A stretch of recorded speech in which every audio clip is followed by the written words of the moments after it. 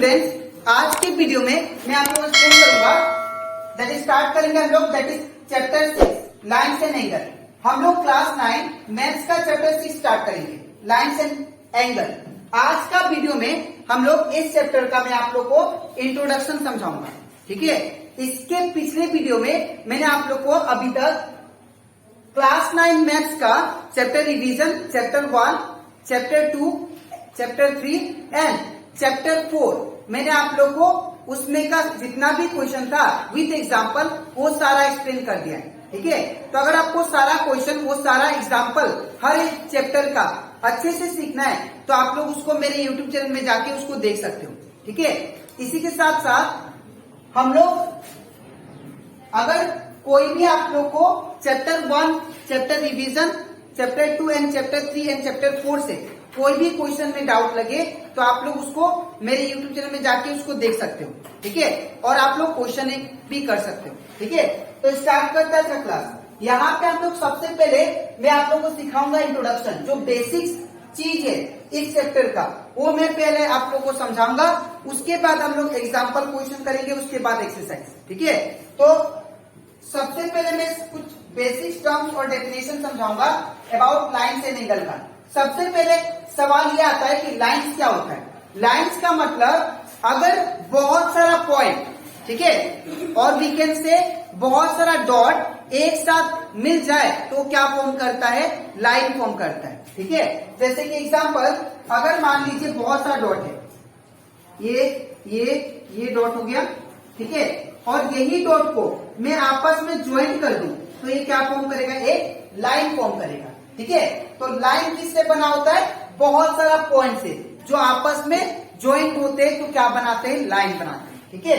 और ये लाइन में कोई भी अगर आपको पर्टिकुलर लाइन दे दिया ऐसे लाइन और आपसे पूछ लिया कि इसमें कितना पॉइंट से बना हुआ है तो आप लोग डायरेक्ट बोला इनफाइनाइट, बिकॉज हम लोग को पता नहीं है कि ये जितना लंबा लाइन है वो कितना पॉइंट से बना हुआ है, ठीक है। तो लाइन किससे बना हुआ है, पॉइंट से। अगर बहुत सारा पॉइंट को अगर हम लोग जोड़ दे एक साथ तो क्या बनाएगा, दैट इज लाइन बनाएगा, ठीक है।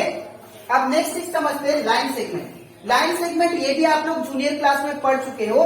ये लाइन सेगमेंट का मतलब क्या होता है, अगर कोई भी लाइन का, ठीक है, अगर कोई भी लाइन का दो एंड पॉइंट हो उसको हम लोग क्या बोलते हैं, लाइन सेगमेंट। या कोई भी दो एंड पॉइंट को हम लोग जोड़ दे तो क्या बनाएगा, लाइन सेगमेंट। तो देखिए यहाँ पे ये लाइन का ये एंड पॉइंट है और ये एंड पॉइंट है, तो दैट मीन्स ये क्या बन गया, लाइन सेगमेंट। लेकिन ये जो लाइन है इसमें कोई पॉइंट नहीं है, दैट मीन्स ये क्या हो सकता है, आगे भी जा सकता है, ठीक है। तो लाइन ये हो गया आपका लाइन और ये हो गया आपका लाइन सेगमेंट। लाइन सेगमेंट मतलब जिसका एंड पॉइंट हो, दो एंड पॉइंट हो, तो ये और ये इसका क्या हो गया, एंड पॉइंट हो गया, तो इसको हम लोग क्या बोलेंगे, लाइन सेगमेंट, ठीक है। तो लाइन सेगमेंट किससे बनता है, line segment with two end point are called, sorry, a line with two end point are called line segment, ठीक है। एक लाइन जिसका दो एंड पॉइंट हो उसको हम लोग क्या बोलते हैं, लाइन सेगमेंट, ठीक है। अब हम लोग बात करते हैं कोलिनियर पॉइंट। बहुत सारे स्टूडेंट को ये कंसेप्ट क्लियर नहीं होता कि कोलिनियर मतलब क्या होता है, ठीक है। कोलिनियर का मतलब होता है अगर एक ही लाइन में स्ट्रेट लाइन में बहुत सारा पॉइंट मिले आपको तो उसको हम लोग क्या बोलते हैं, कोलिनियर लाइन।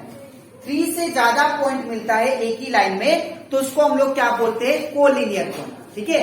जैसे कि एग्जांपल सपोज आपको कोई ग्राफ मिला ऐसा, ठीक है, तो यहाँ पे एक पॉइंट मिला, यहाँ पे एक पॉइंट मिला, यहाँ पे एक पॉइंट मिला और यहाँ पे मिला।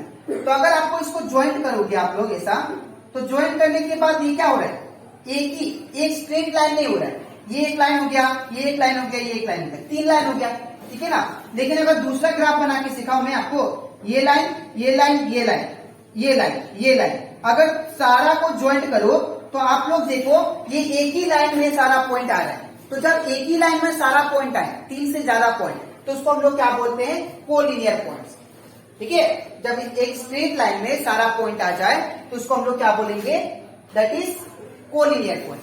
अब नॉन कोलिनियर किसको बोलेंगे, नॉन कोलिनियर जस्ट इसका ऑपोजिट, ठीक है। नॉन कोलिनियर का मतलब होता है अगर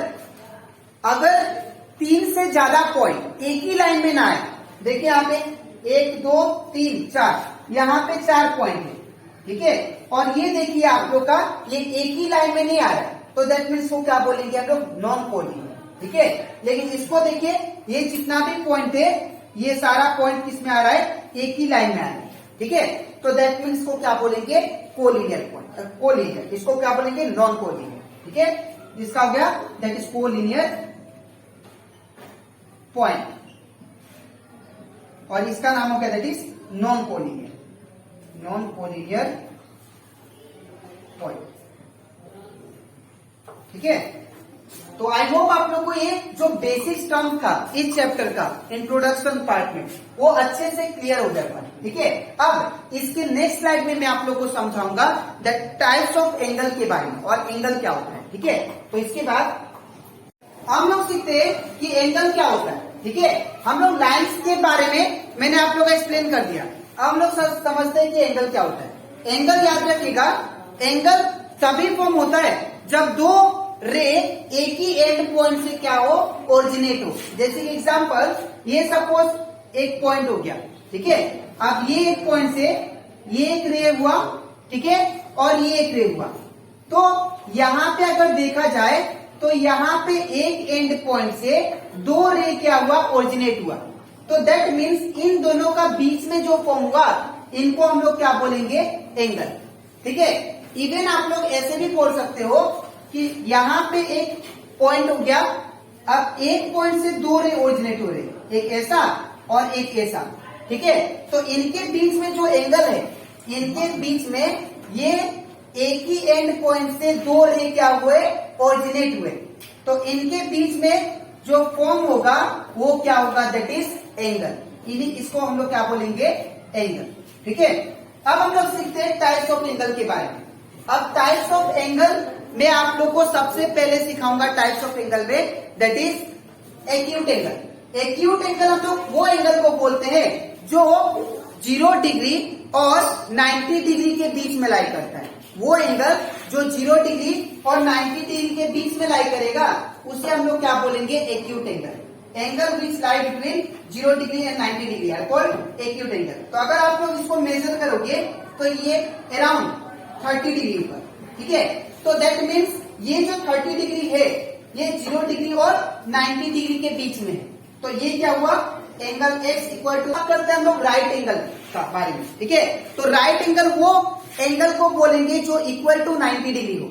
वो एंगल जो 90 डिग्री के बराबर होता है उसे हम लोग क्या बोलते हैं, राइट एंगल। जैसे कि एग्जांपल, ये जो बॉक्स है, ये बॉक्स डिनोट करता है कि 90 डिग्री, और ये 90 डिग्री कब बनता है, जब दो लाइन आपस में क्या हो, परपेंडिकुलर हो, आपस में एकदम 90 डिग्री। यहाँ पे जो बनेगा कितना बनेगा, 90 डिग्री, ठीक है। तो यहाँ पे y इक्वल टू कितना है, 90 डिग्री। तो जो एंगल 90 डिग्री के बराबर हो उसे हम लोग क्या बोलेंगे, राइट एंगल, ठीक है।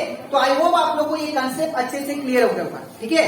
अब इसके नेक्स्ट स्लाइड में बाकी जो टाइप्स ऑफ एंगल बचा है उसको मैं एक्सप्लेन करता हूँ, ठीक है। तो इसके बाद अब हम लोग सीखते हैं टाइप्स ऑफ एंगल का तीसरा टाइप, ठीक है।